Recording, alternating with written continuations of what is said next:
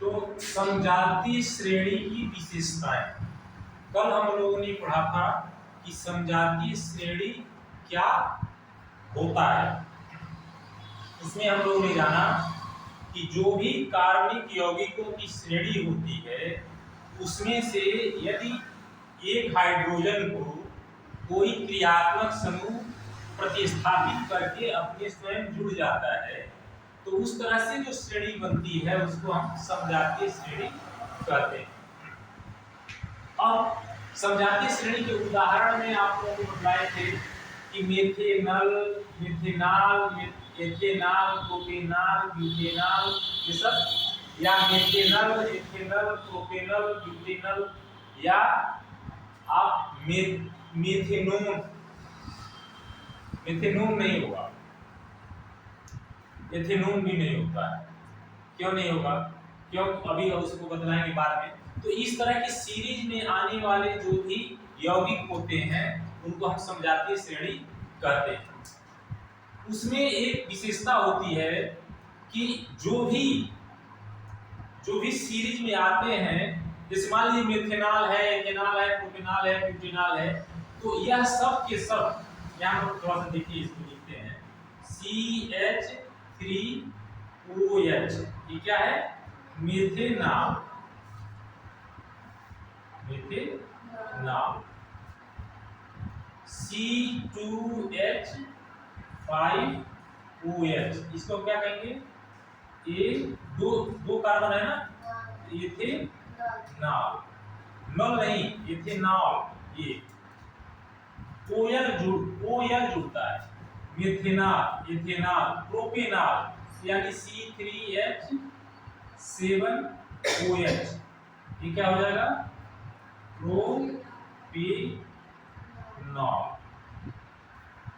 And so on. ठीक है, तो इस तरह के समजातीय श्रेणी के यौगिकों में उनके रासायनिक गुणों में अत्यधिक समानता, थोड़ा चेंज होता है।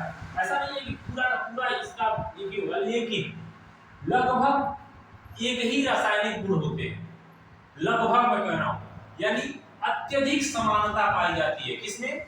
उनके रासायनिक गुणों में। अभी हम आगे रासायनिक गुणों की भी चर्चा करेंगे। दूसरा क्या है? क्रमशः यौगिकों में CH2 का अंतर होता है। अब आप देखिए, दूसरा समझिए, ये मैंने उदाहरण दिया, इसी उदाहरण में समझते हैं। क्रमशः यौगिक यानी मेथेनॉल, एथेनॉल, प्रोपेनॉल क्रम से आ रहे हैं ना, तो क्रमशः इन दोनों के बीच में या इन दोनों के बीच में CH2 का अंतर होता है।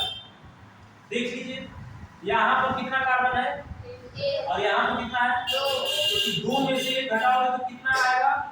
एक, तो एक C बच गया। इतना यहाँ पर कितना हाइड्रोजन है? यहाँ पर कितना हाइड्रोजन है? 5। तो 5 में से 3 घटाओगे तो क्या होगा? तो CH2 का अंतर आया कि नहीं आया? आया ना? ठीक, अब इसमें देख लीजिए, यहाँ कार्बन कितना है? यहाँ कितना है? तो घटाओगे तो कितना आएगा? 1 C आएगा ना। हाइड्रोजन कितना है? 5। यहाँ हाइड्रोजन कितना है? 7 में से 5 घटाओगे तो कितना आएगा? तो CH2। यानी क्रम से आने वाले जो यौगिक होते हैं उनके बीच में CH2 Cl2 का अंतर पाया जाता है। अर्थात क्रमशः यौगिकों के आणविक द्रव्यमानों में 14 U का अंतर होता है। अब आणविक द्रव्यमान क्या होता है? आप लोगों को कक्षा 9 में पढ़ाया जा चुका है। आणविक द्रव्यमान या परमाणु भार या परमाणु द्रव्यमान पढ़ाया जा चुका है, फिर भी मैं थोड़ा सा यहाँ बताने की कोशिश करता हूँ। क्या होता है आणविक द्रव्यमान? इसको आप नोट में लिख सकते हो या समझो इसको। आणविक द्रव्यमान का मतलब होता है बेटा कि जो अणु होते हैं वह किससे बनते हैं? परमाणु से बनते हैं, दो या दो से अधिक परमाणु के मिलने से बनते हैं। अब ये परमाणु का द्रव्यमान क्या होता है? परमाणु का जो द्रव्यमान होता है, अणु में उपस्थित जितने भी परमाणु हैं सबका यदि जोड़ दिया जाए तो अणु का आणविक द्रव्यमान निकल जाएगा। यानी यदि आणविक द्रव्यमान की हम थोड़ा सा उस तरह से लिखें तो आणविक द्रव्यमान बराबर लिख सकते हो अणु में उपस्थित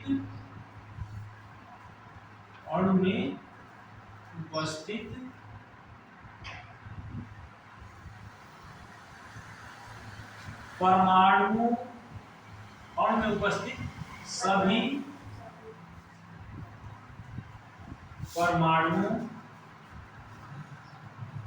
सभी परमाणु द्रव्यमानों का योग, परमाणु द्रव्यमानों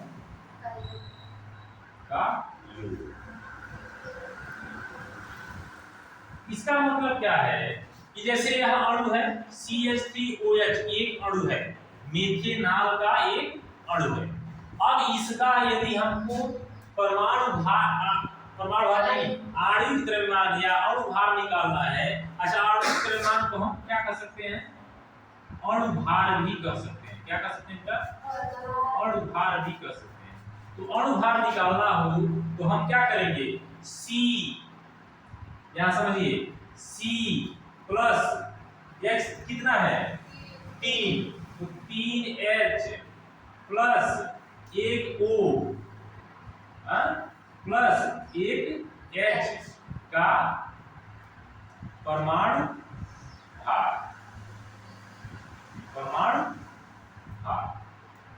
किसका है? किसका निकाल रहे हैं? मेथेनॉल का निकालना है। इसी तरह से किसी का भी निकाल सकते हैं, एक उदाहरण है। तो अब इसका C का परमाणु भार कितना होता है? नहीं पता है ना? समझिए, C का सबसे पहले आप देखिए परमाणु भार किसे कहते हैं। आप लोगों को लगातार मैं बतलाता आ रहा हूं कि परमाणु क्रमांक क्या होता है।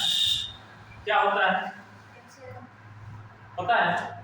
परमाणु क्रमांक, जो इलेक्ट्रॉनिक विन्यास लिख रहे हैं तो वह परमाणु क्रमांक के कारण ही लिख रहे हैं। तो परमाणु क्रमांक क्या होता है? परमाणु क्रमांक का मतलब होता है कि परमाणु के नाभिक में उपस्थित जितने भी प्रोटॉनों की संख्या होती है, नंबर ऑफ प्रोटॉन, वही क्या कहलाता है? परमाणु क्रमांक कहलाता है। परमाणु क्रमांक कहलाता है। और number of proton plus number of neutron, ठीक है ना? यानी करो नंबर ऑफ न्यूट्रॉन, यह जो होता है दोनों को मिला के क्या बनता है?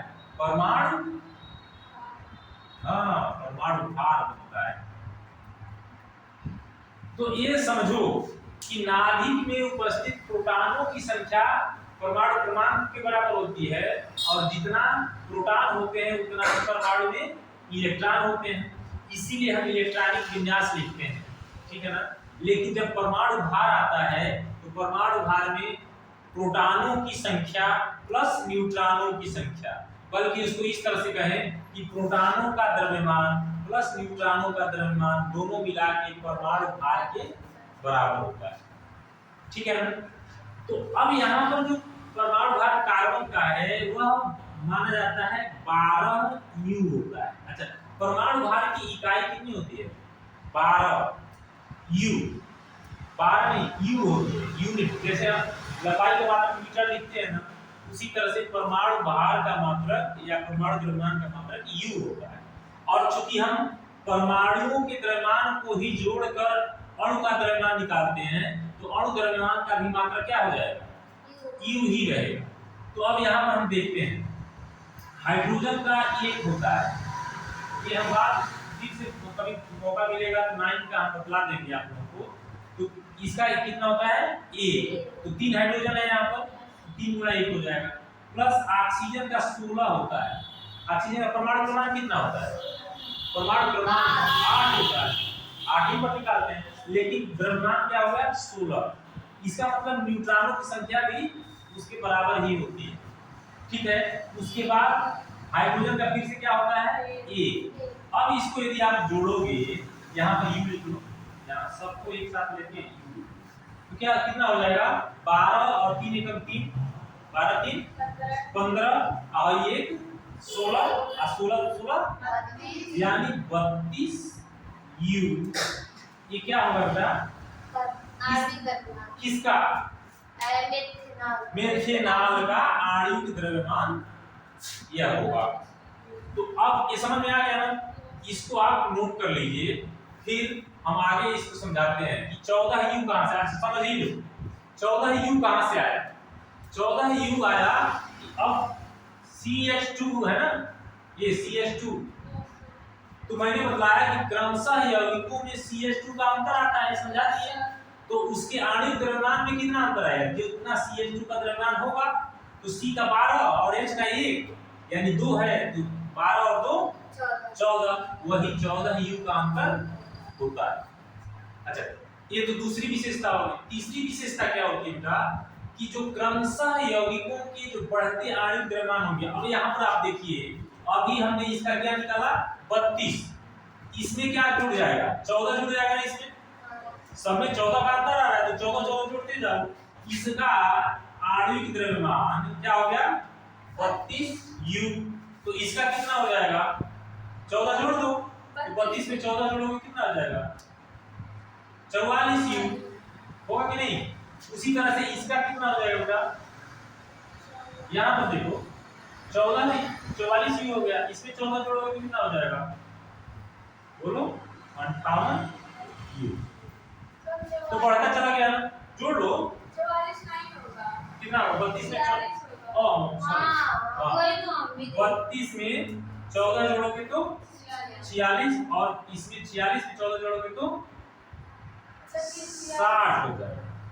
भाई क्रमशः मैं बतला रहा हूँ, क्रमशः यौगिकों में CH2 का अंतर होता है, अर्थात उनके यौगिकों के आणविक द्रव्यमानों में भी क्रमशः 14 यू का अंतर होगा। तो हमने इसका निकाला, सही निकला है ना ये 12 3 16 और 1, तो 12 और 3 15 1 16 16 32, ठीक है। तो 32 और 14 46, 46 और 14 60। तो इस तरह से हम बढ़ते चले जाएंगे। तो तीसरा क्या कह रहा है, तीसरा कह रहा है कि जो क्रमशः यौगिक पाए जाते हैं उनमें यदि आणविक द्रव्यमान जो बढ़ता है ना, तो आणविक द्रव्यमान के बढ़ने के साथ साथ उनका गलनांक और क्वथनांक भी बढ़ता है, ये क्रमबद्धता पाई जाती है। तो ये तीन जो है मुख्य रूप से विशेषताएं हैं इसकी। अब इन तीन विशेषताओं को यह समझ में आ गया ना आप लोग, तो इसको आप लिख सकते हैं अलग से, एक सूत्र यह भी लिख सकते हैं आप लोग नोट में करके, आणविक द्रव्यमान बराबर इतना हो गया। अब नीचे यहाँ पर लिख लीजिएगा, यहाँ पर किसका लिखोगे, यहाँ पर CH3OH का अणुभार लिख लेना। अभी उसको जब लिखना होगा तो तब बराबर लिखना, ठीक है ना, C+3H+OH का, ठीक है। तो इसको आप नोट कर लीजिए।